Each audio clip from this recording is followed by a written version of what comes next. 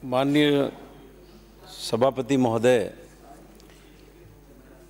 राजस्थान के मुख्यमंत्री अशोक गहलोत ने लगातार नागरिकों को बेहतर सुविधा हर बात की कैसे मिले,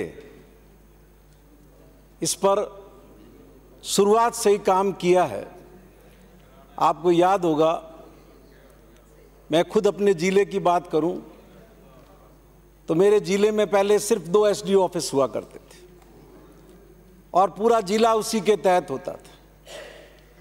लेकिन समय के साथ इस बात की ज़रूरत महसूस की गई पूरे राजस्थान में कि नागरिकों को नज़दीक में सुविधा मिलनी चाहिए, तो तहसील स्तर पर उपखंड अधिकारी कार्यालय खुले।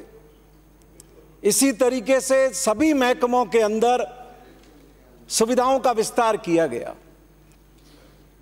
और उसी क्रम में माननीय मंत्री जी जो अब ये विधेयक लेकर के आए हैं, पहले जिला स्तर पर ये पंजीयन का काम होता था, अब आपने इसमें एडीएम को भी इन्वॉल्व कर दिया है, आपने तहसील स्तर के अधिकारी को भी इन्वॉल्व कर दिया है, उसको भी इसके लिए अधिकृत कर दिया है। तो मैं समझता हूँ जो उदासीनता एक शादियों के रजिस्ट्रेशन के प्रति समाज में दिखाई पड़ रही है, उसमें फर्क आएगा और लोग अनिवार्य रजिस्ट्रेशन की तरफ आगे बढ़ेंगे, उसके लिए प्रेरित होंगे और नज़दीक में उनको ये सुविधा प्राप्त हो सकेगी। लेकिन इसके साथ ही माननीय सभापति महोदय, इसका जो दूसरा पार्ट है उसकी तरफ मैं जरूर आपका ध्यान आकृष्ट करना चाहूँगा, जिसमें बाल विवाह करने वालों के परिवारजनों को अधिकृत किया है कि वो इसका ब्यौरा प्रस्तुत करके पंजीयन करवाएं।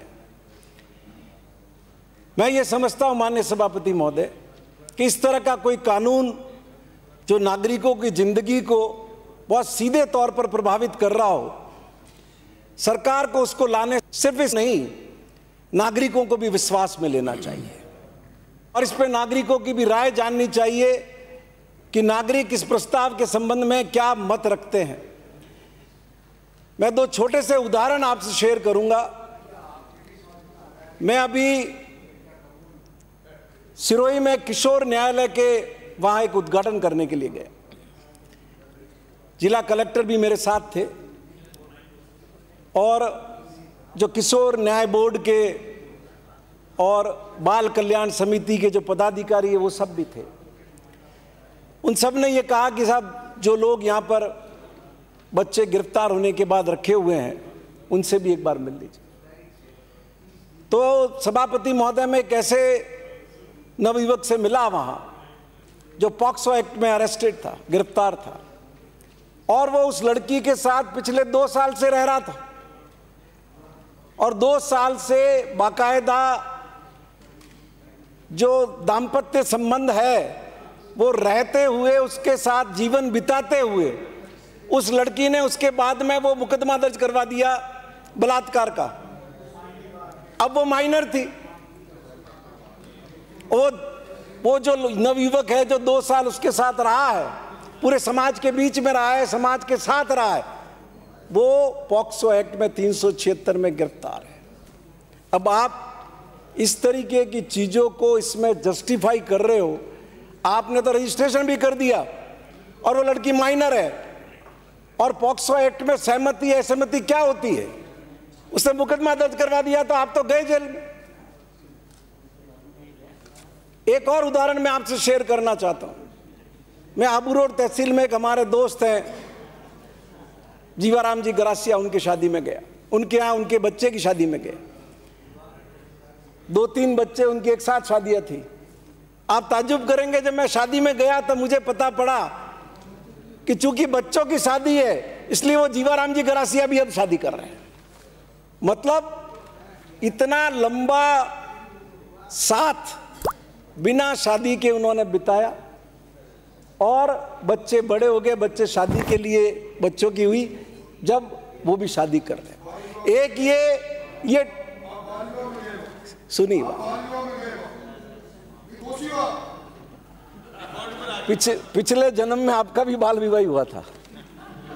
माननीय सभापति महोदय, एक ट्रेडिशन है, ये आदिवासी समुदाय में ये ट्रेडिशन है कि बिना शादी किए हुए भी साथ रहते हैं और बाद में जब बच्चों की शादी का वक्त आता है तब अनिवार्य रूप से माँ बाप को भी शादी करनी है।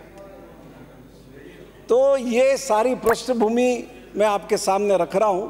ये सदन जिसने अनेक प्रगतिशील कानून देकर के इस देश को दिशा दी, भूमि सुधार कानून सबसे पहले लागू करने वाला यह पवित्र सदन था। सती विवाह के खिलाफ कानून लाने वाला यह पवित्र सदन था। और जैसा मुझसे पूर्व वक्ताओं ने जिक्र किया कि बाल विवाह के खिलाफ जो शंखनाद समाज में किया गया, उसमें भी सदन ने बहुत महत्वपूर्ण भूमिका निभाई है। हमारे मुख्यमंत्री बेहद प्रगतिशील है, नए विचारों के हैं। और आपने देखा होगा, हमने इसी 15वीं विधानसभा में अनेक प्रगतिशील कानून स्त्री पुरुषों के संबंधों को लेकर के बनाए हैं, जिसमें ऑनर किलिंग वाला कानून भी है।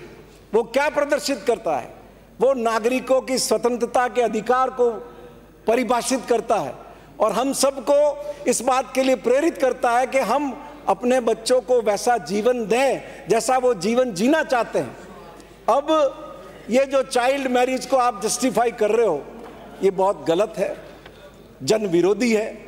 और मैं आपके माध्यम से मंत्री जी से विनती करता हूं कि चूंकि खुद मंत्री जी जो इसमें कानून प्रस्तुत कर रहे हैं वो एक विधिवेत्ता है, लेकिन उसके बाद या तो उन्होंने पढ़ा नहीं इसको, और जैसा कॉन्ट्राडिक्शन है चाइल्ड मैरिज का हो, हिंदू मैरिज एक्ट का हो, उनके कॉन्ट्राडिक्टरी प्रोविजन आप लेकर के आए, समाज आपको अच्छा नहीं कहेगा।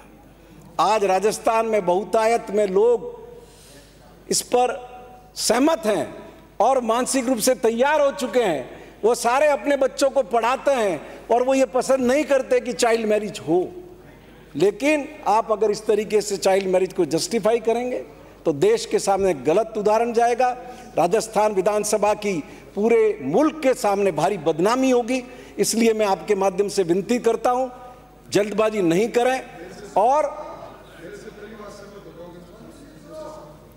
आपसे विनती करता हूं माननीय सभापति महोदय कि ऐसा गलत कानून पारित नहीं होने दें। कोई अभी भी समय है काफी, जब भी चाहे सरकार वापस नए तरीके से सुधार करके बिल ला सकती है, जिससे इस सदन की जो एक प्रगतिशील छवि कायम रहे। राजस्थान के मुख्यमंत्री अशोक गहलोत ने खुद के जीवन के माध्यम से भी और अनेकानेक सरकार के निर्णयों के माध्यम से भी जो एक प्रगतिशील छवि इस सरकार की बनाई है, वो छवि कायम रहे। बहुत बहुत धन्यवाद।